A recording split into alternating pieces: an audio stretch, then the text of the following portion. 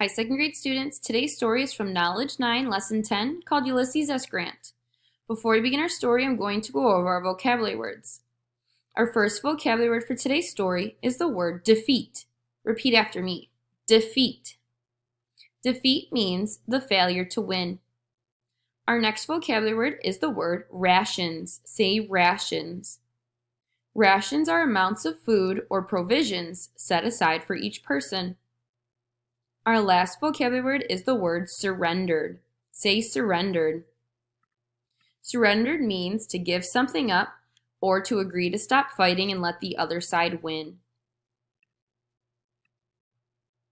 The date was May 4th, 1864, the day before marching with a strength of over 118,000 soldiers. The Army of the Potomac crossed the Rapidan River in the middle of Virginia. The Blue Ridge Mountains lay to the west. To the east lay miles of dark forests and the Confederate Army under command of Robert E. Lee. General Lee had roughly 60,000 men under his command, half as many as the Union Army, but they were ready to put up a strong fight. The Union Army was commanded by Ulysses S. Grant. He was no stranger to battle. He had served in the Army for over 25 years, starting when he was just about 17 years old. The Civil War was not his first war either. Like the Confederate General Robert E. Lee, General Grant had fought in another war. General Ulysses S. Grant leaned against a post outside of his tent. He wearily watched as a long line of supply wagons carrying ammunition, food, and medical supplies rumbled past. These supply wagons made up the rear or backside of the army.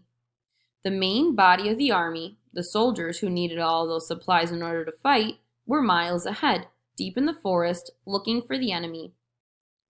General Grant was now the general-in-chief of the entire Union Army. The only person who ranked higher than General Grant was President Lincoln. Grant took his orders from Lincoln, and everyone else took their orders from Grant.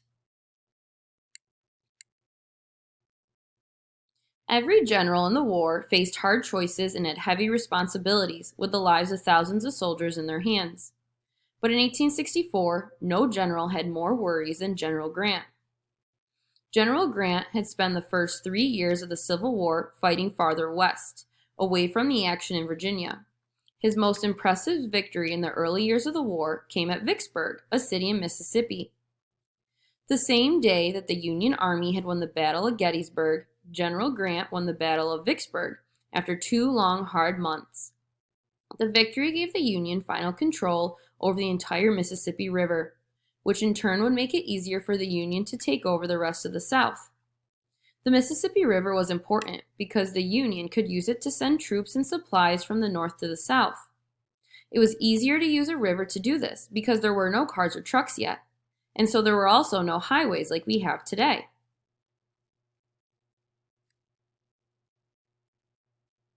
To win the Civil War, the Union needed to take control of the South, including all of its cities and roads. Nobody in the North expected this to be so difficult. The Union had more than 1 million men in uniform.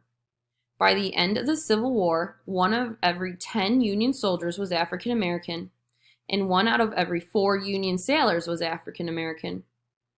Factories in the North had been working day and night for years, producing weapons, uniforms, blankets, food rations, wagons, and all other things that the Army needed. The Yankees, as the Union soldiers were nicknamed, had everything they needed to fight and win the war. The Confederates, or rebels as they were often called, did not have as many men as the Union. The South did not have many factories, and many of those that it did have early in the war had been destroyed or captured by 1864. Confederate soldiers marched into battle without shoes, without enough food, and sometimes without having ammunition. Yet even though they were exhausted and starved, the Confederates somehow held on and managed to keep fighting. General Grant was not the general-in-chief of the Union Army at the beginning of the Civil War. Throughout the war, President Lincoln had trouble with some of his top Union generals. It wasn't that they were bad generals. They could win battles and capture enemy forts and towns, but they made mistakes as well. They often waited too long to attack, or failed to chase the Confederates when they were on the run.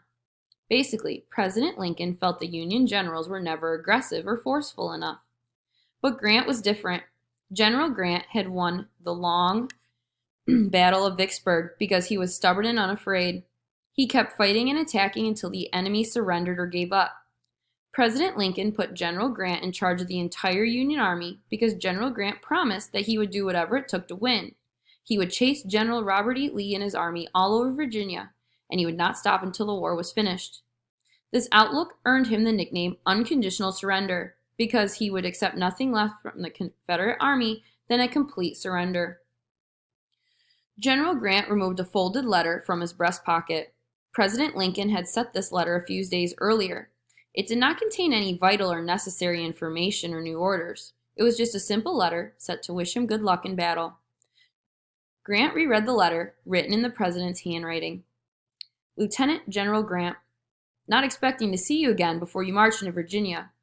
I wish to tell you that I am entirely satisfied with what you have done up to this time. You are alert and self-reliant, and pleased with this, I do not wish to control your actions in any way. If there is anything wanting which is within my power to give, do not fail to let me know it. And now, with a brave army and a just cause, may God sustain you. Yours very truly, A. Lincoln. The next day, May 5th, in the forest near Fredericksburg, Virginia, the main body of Grant's army clashed with General Lee's army in one of the wildest battles of the war. In those days, armies always preferred to fight in open fields, where it was easier to move cannons and large groups of men, and easier for generals to see what was happening. This time, though, the armies met deep in the woods, where the tree and plant growth was so heavy that the soldiers could barely see one another. This was called the Battle of the Wilderness, and it was the very first time General Grant and Lee faced each other in battle. It was a very chaotic battle. Thousands were killed and wounded. At the end of the day, both armies limped away with no clear winner in the battle. After the battle, many of the Union who were wounded were taken to churches and homes in the nearby city of Fredericksburg. Clara Barton was there in one of the churches, tending to wounded soldiers. The next day, hundreds more were wounded, and they were brought in from yet another battle, and on it went. The armies of Grant and Lee met again and again during the months that followed. Sometimes Grant won the battle, sometimes Lee won, and sometimes nobody won. But with each battle, the Confederate army got a little smaller and that much closer to a final defeat.